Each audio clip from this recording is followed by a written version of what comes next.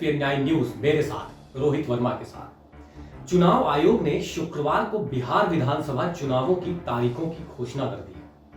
Corona काल में पहला चुनाव बिहार विधानसभा का हो रहा है। कोरोना संक्रमण काल की शुरुआत में बिहार से पलायन कर चुके प्रवासी मजदूर घर लौटने लगे थे।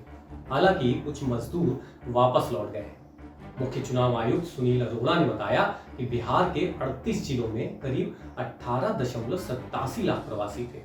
इनमें से 16.6 लाख मतदान करने के योग्य थे। इनमें से 13.93 लाख प्रवासी मजदूरों के नाम पहले से ही मतदाता सूची में थे। वहीं करीब 2.3 लाख मजदूरों ने मतदान के लिए पंजीकरण कराया है। पंजीकरण की प्रक्रिया अब भी जारी है। ये प्रवासी मजदूर बिहार में चुनावी समीकरण बिगाड़ सकते हैं। कैसे बिगाड़ सकते हैं ये बताते हैं। मुख्य चुनाव आयुक्त के मुताबिक बिहार के 38 जिलों में 18.87 लाख प्रवासी थे। इन प्रवासी मजदूरों की भूमिका चुनाव में अहम साबित हो सकती है। कोरोना काल में दूसरे राज्यों से बिहार लौटे श्रमिक विधानसभा चुनाव में बाजी पलट सकते हैं। साल 2015 के आंकड़ों के मुताबिक 8 विधानसभा सीटों पर हार जीत का अंतर 1000 से कम का था।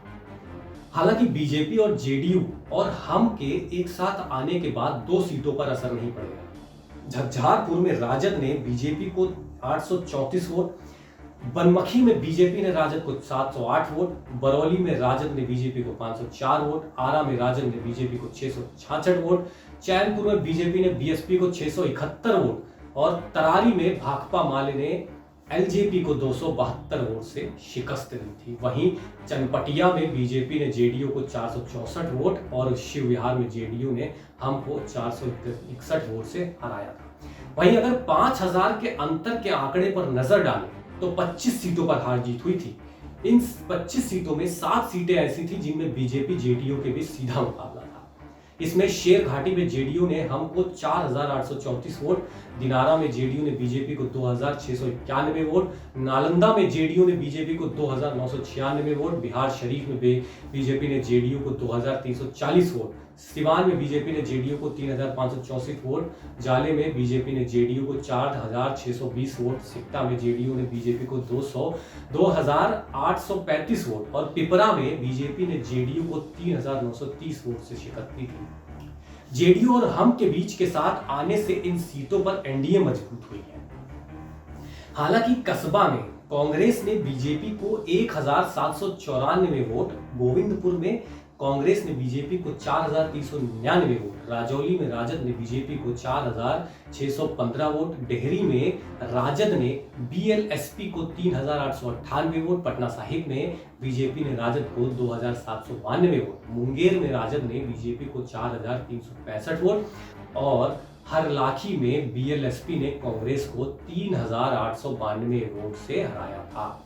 इस बार के बिहार विधानसभा चुनाव में बहुत कुछ बदलेगा। क्या बदलेगा आइए जानते हैं। कोरोना काल में होने जा रहे इस चुनाव में पिछले चुनाव की तरह बड़ी बड़ी रैलियां, रोड शो, नेताओं का भीड़ के साथ घर घर जाकर प्रचार करना ये सब नहीं होगा। पोलिंग बूथ पर भी वोटरों की लंबी लंबी लाइनें दिखेंगी क्योंकि इस बार एक पोलिंग बूथ पर 1500 की बजाय सिर्फ 1000 वोटरों का ही बुलाया जाएगा और यहां भी सोशल डिस्टेंसिंग बनाई रखेगी। बिहार विधानसभा चुनाव के तिथियों की घोषणा के साथ ही राज्य में चुनाव आचार संहिता लागू हो गया है।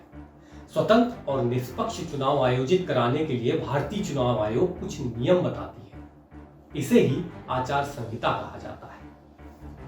पहले चरण यानी 28 अक्टूबर को 16 जिलों की 71 सीटों पर वोटिंग होगी। इसमें अधिकतर नक्सल प्रभावित जिले हैं।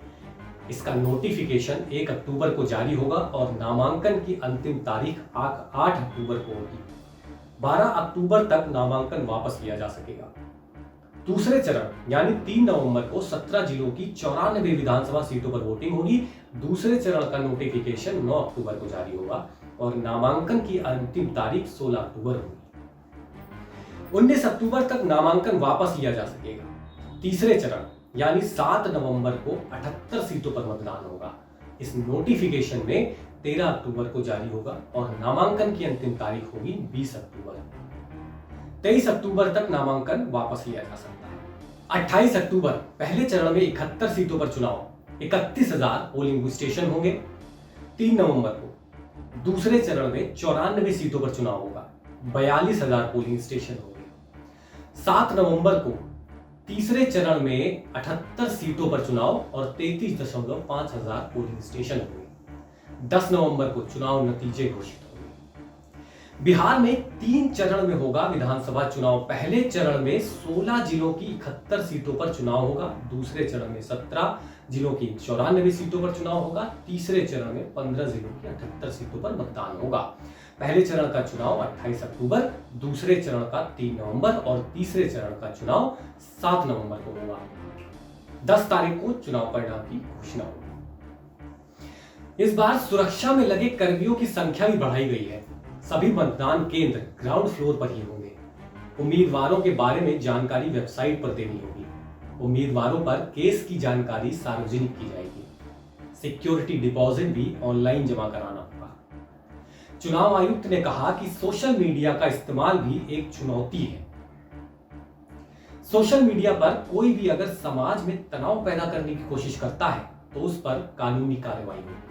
चुनाव आयोग ने कहा कि मतदान के अंतिम समय में कोरोना पीड़ित अपना वोट डाल सकेंगे, जिनके लिए अलग व्यवस्था होगी।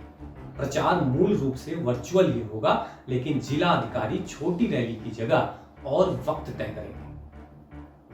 हर पोलिंग बूथ पर साबुन, सैनिटाइजर समेत अन्य चीजों का भी प्रबंध रहेगा। चुनाव आयुक्त ने कहा कि मौजूदा हालात के मद्देनजर वोटिंग का समय 1 घंटा बढ़ा दिया गया है। नक्सल प्रभावित क्षेत्रों को छोड़कर सामान्य इलाकों में सुबह 7 से शाम 5 की बजाय सुबह 7 से शाम 6 के बीच मतदान होगा।